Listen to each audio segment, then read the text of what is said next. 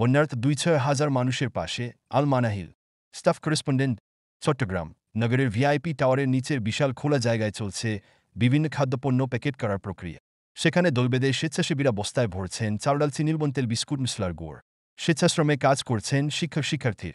সাম্প্রতিক বন্যায় ক্ষতিগ্রস্ত মানুষদের জন্য আল মানাহিল ওয়েলফেয়ার ফাউন্ডেশন বাংলাদেশের নেওয়া কর্মীদের দিশইট। আল মানাহিল ফাউন্ডেশনের প্রধান নির্বাহীর দায়িত্বে আছেন ফরিদ উদ্দিন বিন জমির উদ্দিন। তিনি বলেন, বন্যা শুরু হলে আমাদের ফাউন্ডেশনের চেয়ারম্যান হেলাল উদ্দিন বিন জমির উদ্দিন মহোদয় জরুরি বৈঠকের ডাকতে।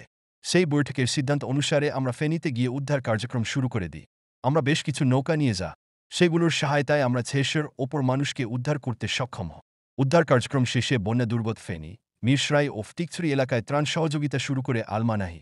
ফরিদ উদ্দিন বিন জমির উদ্দিন বলেন, শুরুতে আমরা প্রায় ১-৬ হাজার পরিবারের মাঝে শুকনো খাবার বিতরণ করি।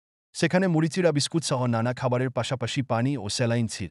এখন ১-০ হাজার পরিবারের জন্য প্রায় ২ সপ্তাহের খাবারের ব্যবস্থা করার উদ্যোগ নিয়েছে প্রতিষ্ঠানটি। এই প্যাকেটগুলোকে তারা ২ ভাগে ভাগ করেছে। বড় পরিবারের জন্য ৩-৫ কেজির প্যাকেট এবং ছোট পরিবারের জন্য ১-২ কেজির প্যাকেট করা হচ্ছে। মানাহিলের স্বেচ্ছাসেবকরা ২ ভাগে বিভক্ত হয়ে কাজ করছে।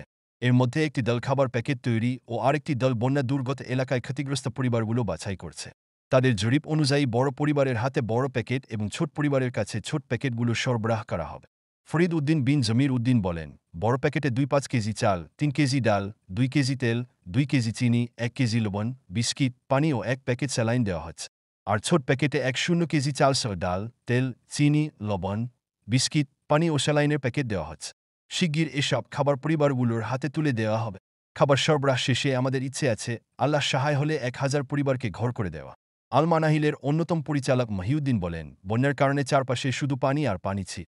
পানির নিচে কোথায় কি আছে তা দেখা যাচ্ছিল না। এ কারণে আমাদের বহনকারী নেকাটি একটা সীমানা প্রাচীরে গিয়ে ধাক্কা খেয়ে বলতে গেলে ২ টুকরো হয়ে অনেক জায়গায় ভেনে পানি ঢুকতে শুরু করে। তবে আমরা মনোবল হারাইনি। কেউ ভেনে যাওয়া অংশে জোড়া লাগানোর চেষ্টা করি, আবার কেউ পা দিয়ে হাত দিয়ে ছিদ্রগুলো ভরাট করার চেষ্টা করি। তারপর কোনোমতে জীবন নিয়ে নিরাপদ জায়গায় ফিরি। নৌকাটি বেশ ক্ষতিগ্রস্ত হওয়ায় আমরা মালিককে নতুন করে নৌকা বানিয়ে দেওয়ার উদ্যোগ নিয়েছি। আল মানাহিল ওয়েলফেয়ার ফাউন্ডেশন বাংলাদেশের কর্মচারীদের বেশিরভাগই আসে ফাউন্ডেশনের তহবিল থেকে। পাশাপাশি বিপুল পরিমাণ মানুষও এই ফাউন্ডেশনের মানবিক কাজে পাশে দাঁড়া। চ্যানেলটি লাইক, কমেন্ট এবং সাবস্ক্রাইব করুন।